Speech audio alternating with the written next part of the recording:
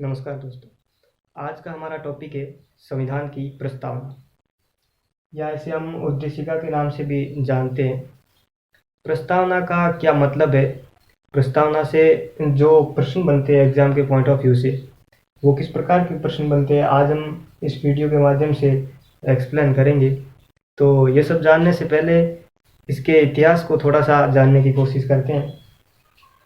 वर्ष 1946 में भारतीय संविधान सभा का गठन हुआ था। 13 दिसंबर 1946 के दिन पंडित जवाहरलाल नेहरू ने संविधान सभा में एक प्रस्ताव पेश किया था, जिसे उद्देश्य प्रस्ताव के नाम से जाना जाता है। उद्देश्य प्रस्ताव 22 जनवरी 1947 के दिन स्वीकार भी कर लिया गया था।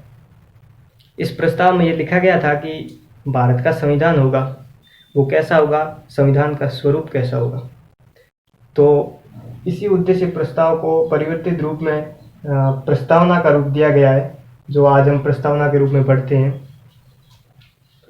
इसके लिए हमारे को दो डेट याद रखनी है। 13 दिसंबर 1946 के दिन इसे पेश किया गया था और 22 जनवरी 1947 के दिन इसे स्वीकार किया गया था। दो प्रकार के प्रश्न बनते हैं, कई बार हम ज़्यादा ध्यान नहीं दे पाते हैं तो ये डेट कर देते हैं 13 दिसंबर, अगर पूछा जाता है हमें कि कब इसे पारित किया गया था, तो ये दोनों डेट ध्यान रखनी है।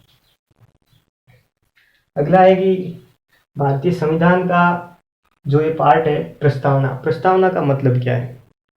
तो कई संविधान विशेषज्ञों ने इसे बहुत अच्छे से एक्सप्लेन किया है। इनके नाम देख सकते हैं अपन, दो तीन जो लोगों ने बताया है। वी.एन. पालकीवाला ने प्रस्तावना को संविधान का परिचय पत्र कहा। क्या कहा? परिचय पत्र। इसे आसानी से याद भी रख सकते हैं हम, पालकीवाला से परिचय पत्र। अर्नेस्ट बारकर ने संविधान की कुंजी कहा है, कुंजी। ठाकुरदास भार्गव ने संविधान की आत्मा कहा है, प्रस्तावना को संविधान की आत्मा तक के लिए। के मुंशी ने हॉरोस्कोप कहा, भविष्यफल। हॉरोस्कोप का मतलब होता है भविष्यफल। इन संविधान विशेषज्ञों के जो स्टेटमेंट दिए गए, इनके माध्यम से हम ये भी कह सकते हैं कि प्रस्तावना संविधान का सार है, प्रस्तावना संविधान का एक दर्शन है, झलक है। तो हमें भारतीय संविधान को पढ़ने से पहले प्रस्तावना को पढ़ना बहुत ही जरूरी है, क्योंकि प्रस्तावना से हमें समझ सकते हैं कि संविधान में क्या लिखा गया है। प्रस्तावना वैसे हम इसे आसानी से याद कर सकते हैं, लेकिन मैंने इनको 3 पॉइंट्स में डिवाइड किया है। 3 पॉइंट्स में डिवाइड इसलिए किया है कि हम इसे न सिर्फ याद रख सकते हैं, लेकिन इसे समझ भी सकते हैं, और एग्जाम में जो प्रश्न पूछे जाते हैं, किस प्रकार के प्रश्न पूछे जाते हैं, इसे भी हम यहाँ बहुत अच्छे तरीके से समझ भी सकते हैं। तो हम भारत के लोग भारत को एक संपूर्ण प्रभुत्व संपन्न समाजवादी पंथ निरपेक्ष लोकतांत्रिक गणराज्य बनाने के लिए इसके समस्त नागरिकों को सामाजिक, आर्थिक, राजनीतिक न्याय, विचार अभिव्यक्ति, धर्म, विश्वास तथा उपासना की स्वतंत्रता, प्रतिष्ठा और अवसर की क्षमता प्राप्त कराने के लिए तथा उन सब में व्यक्ति की गरिमा और राष्ट्र की एकता अखंडता को सुनिश्चित करने वाला बंधुत्व बढ़ाने के लिए दृढ़ संकल्पित होकर अपनी इस संविधान सभा में आज दिनांक 26 नवंबर 1949 को एतद द्वारा इस संविधान को अंगीकृत, अधिनियमित और आत्मार्पित करते। यह है हमारी प्रस्तावना। अब देखो इसमें क्या लिखा गया है, वो हम 3 पॉइंट्स में डिवाइड करके आसानी से समझ सकते हैं। पहला पॉइंट है हमारा स्रोत। संविधान को जो अधिकार देता है उसका स्रोत क्या है। पहली लाइन लिखी हुई है, हम भारत के लोग। हम भारत के लोग, भारत के लोग से मतलब है भारत की पूरी जनता। यही संविधान का स्रोत है, यही संविधान को अधिकार देता है, संविधान को शक्ति देता है। तो स्रोत पूछे तो जनता, हम भारत के लोग भारत को एक संपूर्ण प्रभुत्व संपन्न समाजवादी पंथ निरपेक्ष लोकतांत्रिक और गणराज्य, ये जो 5 वर्ड है, ये भारत की प्रकृति को दर्शाता है, भारतीय राज व्यवस्था के स्वरूप को दर्शाता है। इनको हम यहाँ पे अच्छे से समझ सकते हैं। प्रभुत्व संपन्न समाजवादी पंथ निरपेक्ष लोकतांत्रिक और गणराज्य। प्रभुत्व संपन्न का मतलब होता है कि भारत किसी का गुलाम नहीं है। भारत अपने मामलों का निस्तारण करने के लिए आंतरिक और बाहरी रूप से अपने जो भी मामले उनका निस्तारण करने के लिए स्वतंत्र है, किसी पर भी निर्भर नहीं। इसका मतलब होता है संप्रभु। अगला है समाजवादी।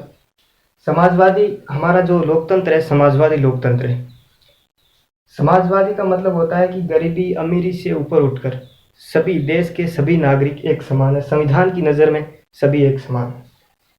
पंथ निरपेक्ष या इसे हम धर्मनिरपेक्ष के नाम से भी जानते हैं। पंथ निरपेक्ष का मतलब होता है कि भारत का कोई धर्म नहीं है, भारत का कोई धर्म नहीं है और जो संविधान की दृष्टि से सभी धर्मों को बराबर मान्यता प्राप्त है, कोई धर्म ऊंचा या नीचा नहीं। लोकतांत्रिक, लोकतंत्र का मतलब होता है जनता का शासन, जनता द्वारा चुना गया जो भी प्रतिनिधि है वही शासन करेगा। एक होता है प्रत्यक्ष लोकतंत्र और एक होता है अप्रत्यक्ष लोकतंत्र। हमारे देश में अप्रत्यक्ष लोकतंत्र है। अप्रत्यक्ष लोकतंत्र का मतलब ये होता है कि जो भी सरकार का मुखिया होगा वो डायरेक्टली जनता द्वारा नहीं चुना जाएगा, या जनता के जो प्रतिनिधि है, जनता द्वारा जो भेजे गए प्रतिनिधि है वो उनका चुनाव करेंगे सरकार के मुखिया का। इसका मतलब होता है लोकतांत्रिक। गणराज्य, गणराज्य वो होता है जहाँ पे सरकार का जो मुखिया होता है, जो शासन चलाने वाला होता है, उसका पद पैतृक नहीं होता, आनुवंशिक नहीं होता है, वो जनता द्वारा चुना जाता है। मतलब कह सकते हैं कि ये पीढ़ी दर पीढ़ी चलने वाला पद नहीं होता है, कोई भी सरकार का मुखिया बन सकता है। ये तो हो गई इनकी प्रकृति या स्वरूप। जो ये वर्ड लिखे हुए 5 वर्ड, तो यहाँ तक तो हम आसानी से समझ सकते हैं। हम भारत के लोग, स्रोत हो गया जनता, बाकी जो प्रभुत्व संपन्न समाजवादी पंथ निरपेक्ष लोकतांत्रिक गणराज्य, ये भारत की राज्य व्यवस्था की प्रकृति या स्वरूप कह सकते हैं हम। ये 5 पॉइंट है। तो अगर प्रश्न बन जाए कि भारत की राज्य व्यवस्था का प्रकृति कैसी है, स्वरूप कैसा है, प्रस्तावना में कौन कौन से शब्द लिखे हुए प्रकृति के रूप में, तो ये 5 शब्द लिखे हुए, ये अपने को याद रखना है। अगला है गणराज्य बनाने के लिए इसके समस्त नागरिकों को सामाजिक, आर्थिक, राजनीतिक न्याय, विचार, अभिव्यक्ति, विश्वास, धर्म, उपासना की स्वतंत्रता, प्रतिष्ठा व अवसर की समता प्राप्त कराने के लिए तथा उन सब में व्यक्ति की गरिमा तथा राष्ट्र की एकता और अखंडता को सुनिश्चित करने वाला बंधुत्व बढ़ाने के लिए दृढ़ संकल्पित होकर अपनी संविधान सभा में आज दिनांक 26 नवंबर 1949 को अध्यक्ष द्वारा इस संविधान को अंगीकृत, अधिनियमित और आत्मार्पित करते। अंगीकृत कौन करते? हम भारत के लोग, भारत की जनता अंगीकृत करती। यह स्पष्ट लिखा गया है कि संविधान का जो स्रोत है, जो शक्ति है, भारत की जनता है, न कि जिसने संविधान, जिन्होंने बनाया है, जो संविधान सभा के मेंबर थे, उनका नहीं लिखा हुआ है।